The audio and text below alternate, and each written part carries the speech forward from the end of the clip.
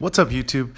Today I wanted to do a quick video on how cryptocurrencies work and what the benefit is of using cryptocurrency over regular fiat currency.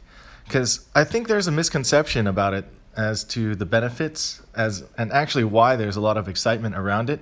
So I'm just going to strip out one case and use this case as an example of how it can be more beneficial than using the current system, and also some drawbacks. So keep in mind, this is a very simplified example and very high level, but I just did it this way so that people can understand the very basics of what we're trying to replace by using cryptocurrencies.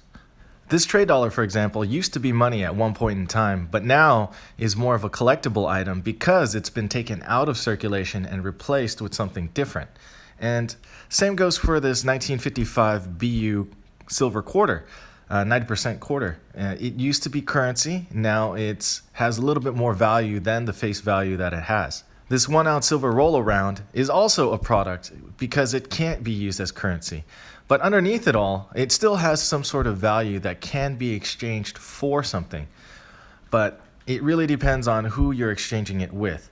Now, for the first two examples, the trade dollar and the quarter, they were initially government backed. The quarter is still good and can be used for commerce, but you'd be sacrificing a bit of premium on the intrinsic value. For most stackers, though, when you find a silver quarter, you'll keep it and you won't literally spend it for anything. You'll collect it.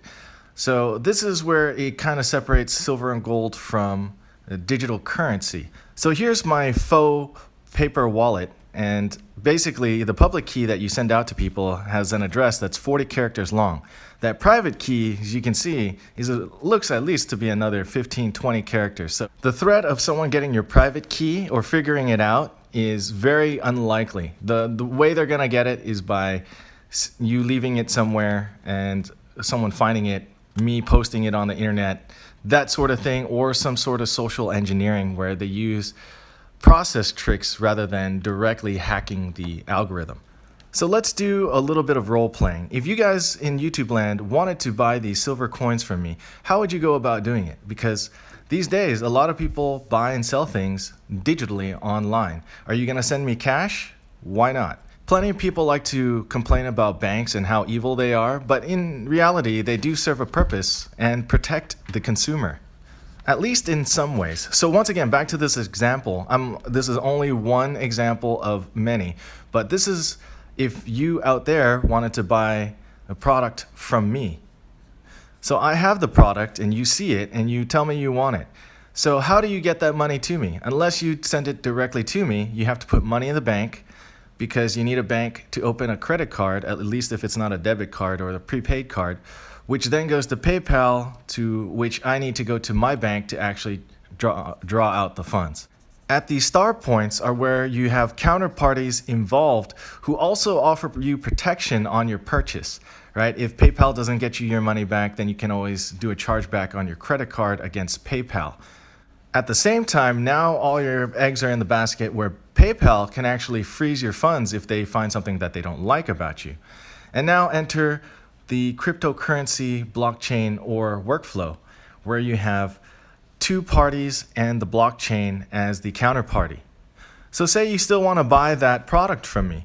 Now you just send it directly to my address and it traverses the blockchain where you're basically telling everyone that we made a deal and you're sending me X number of tokens or coins. Those nodes that are actually being confirmed are actually miners who are creating blocks and confirming transactions. And this is what you saw with that computer in my bathroom that's just kind of plugging away and just confirming transactions for people.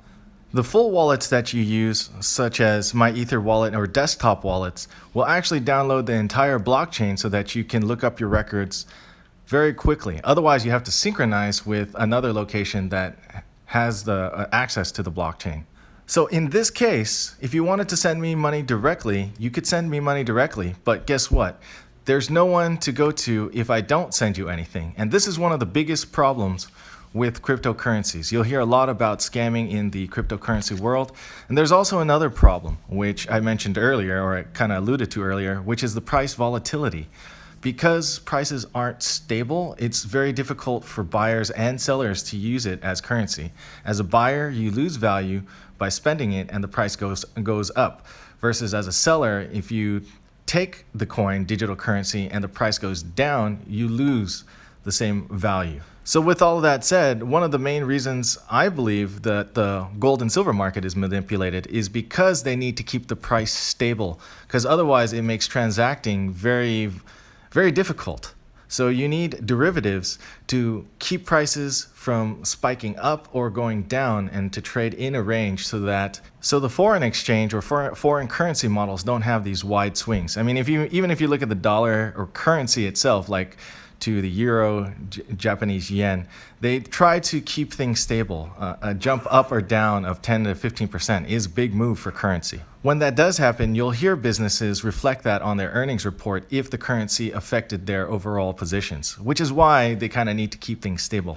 So other than the price volatility, going back to the original example of a deal between you and me and a trade dollar or some sort of product, how can you trust me to actually send you the product if we've never done business before? Unless you know who I am, there's no way you're going to get your money back because there's no counterparty in between, because we don't like banks, we don't like interference.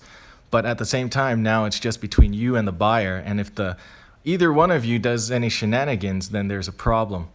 So that brings me to the latest idea that I'm working on, which is a reputation system that's based on blockchain that's tied to your ID. You'll be able to plug other social networks to add credibility, but overall, if you do something wrong and you decide to use another name and you start over, basically everything gets reset to zero and you lose all your transactions. Then you become a high-risk buyer or seller. So with this new economy, there's going to be the need for new tools, and this is just one approach that I'm taking to kind of tackle and solve this problem, because it happens all the time in the gold and silver market. So this is something I'm going to try to build for the community so that people can help each other and hopefully trust each other. And if someone does break the rules, they become high risk and everybody knows it. Let me know your thoughts in the comment section below. And if you like this button, hit the thumbs up button and I'll catch you on the next one. Thanks for watching. See you next time.